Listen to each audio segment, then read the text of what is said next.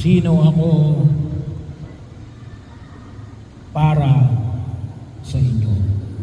Ito po yung tanong ni Jesus sa kanyang mga alagad. At ang sagot ni Pedro ay, kayo po ang Kristo, ang anak ng Diyos.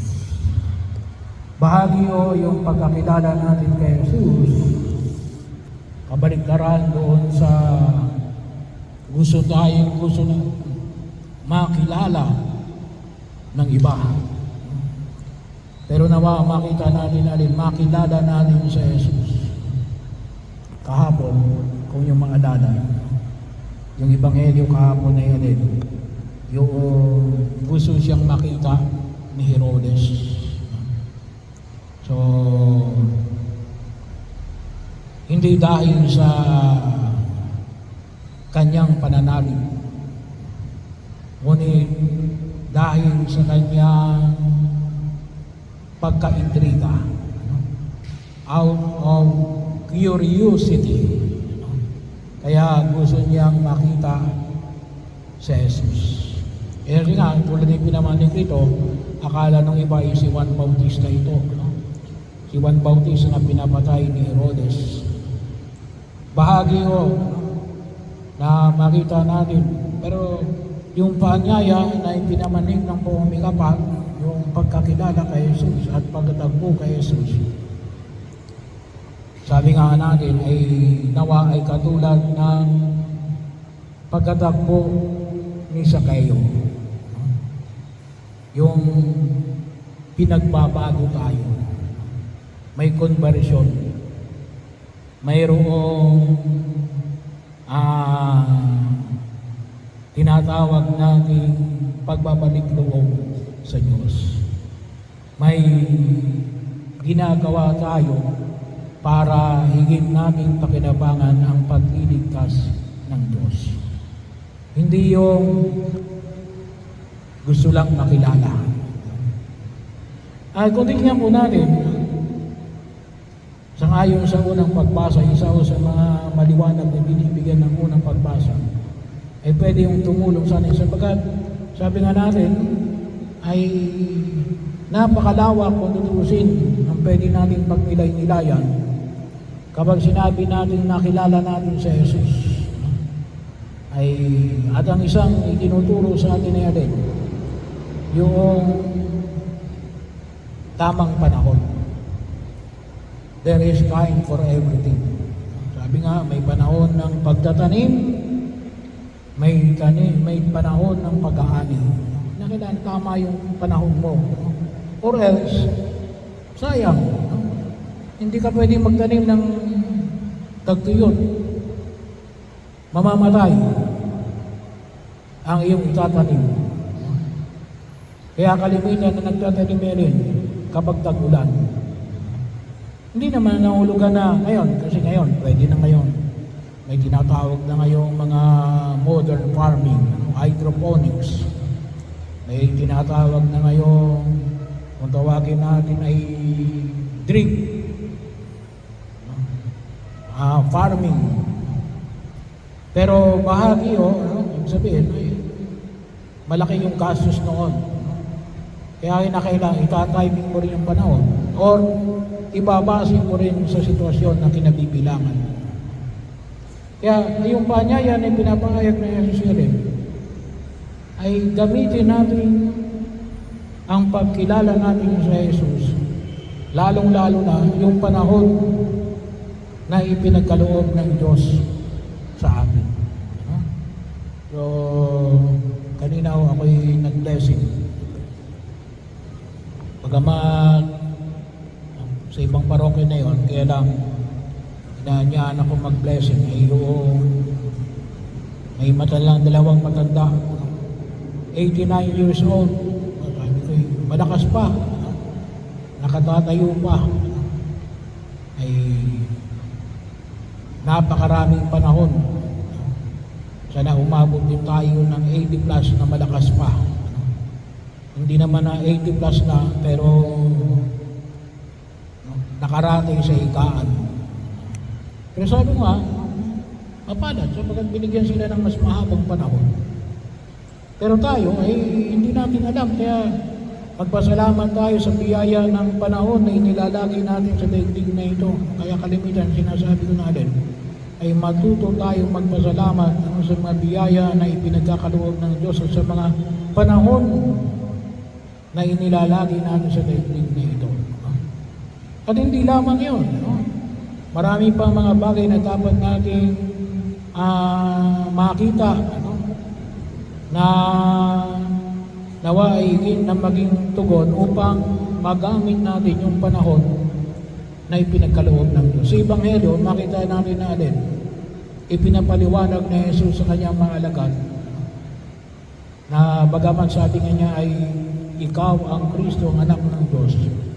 Pinapaliwanag rin niya na alin, ang anak ng tao ay dapat na itatakwil ng mga punong saserdote at ng mga punong bayan, ipapapako sa krus, mamamatay, at muling mabubuhay. Ipinahayag rin yun. At bahagi yun. Kaya nga, kung tinatawag natin, meron din tayong liturgical calendar. Kaakibat nun, na ating binibigyan ng diin. Kaya tinatawag natin calendar. May panahon. Ngayon ay nasa ordinary time tayo. Kaya, pagkakataon na alin, ipinaalam din sa kanyang mga alagad na ito yung daranasin ni Jesus. Pero sana nga, ay yung pagkilala natin kay Jesus ay maging higit na alin, makapagpapanibago sa atin. Napakinabangan natin yung panahon na ipinagkakaloob ng Diyos sa bawat isa sa atin. Palagi tayo magpasalamat. Sabi ko nga, may mga tao wala nang ginawa kundi magreklamo. Kaya, hindi nila napapakinabangan ng maayos ang daigdig na ito. Ay puno na ramang reklamo eh. Hindi lang sa kanila. Kunin niya sa paligid nila.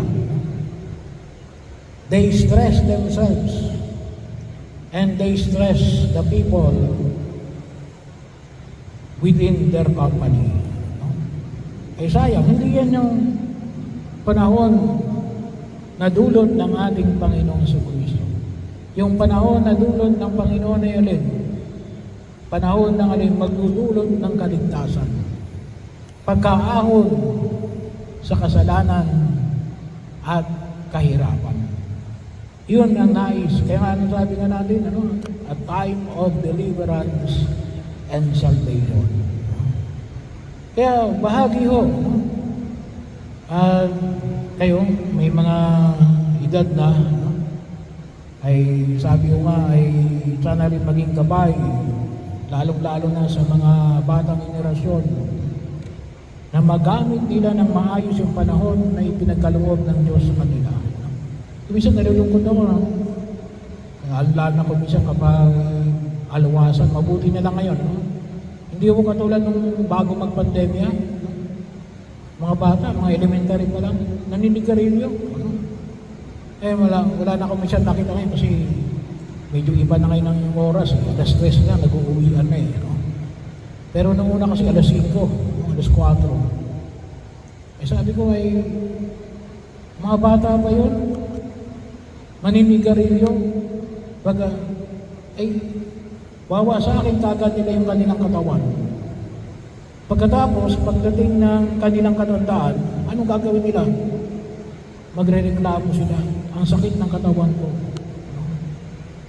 Sinisisi nila ang Diyos. Ay hindi dapat ang Diyos ang sinisi nila.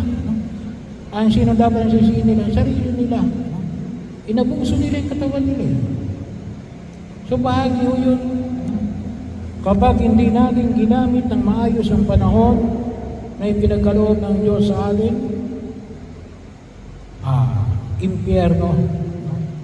impyerno ang dadagnan natin. Hindi lamang kung tawagin natin allegorically, ngunit talagang impyerno. Ang dulot ng Diyos ay alin? Kaligayahan kaligtasan.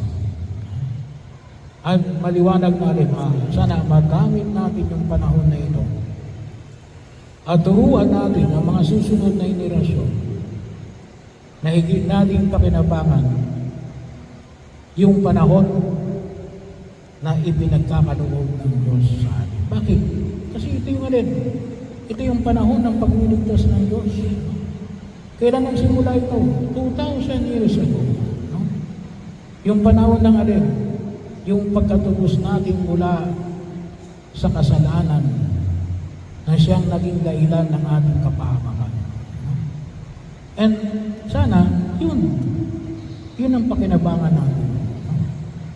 At yun ang nakita ni Pedro. Kaya bahagi yun na kung saan ay nakita natin na yung kanilang buhay, isang buhay na rin, maliwanag ng pagtugon na kaya nilang rin ialay kay Jesus.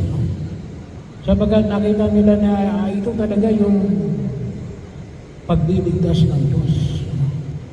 Naging bahagi sa gitna nila na kanilang pinagsaluhan.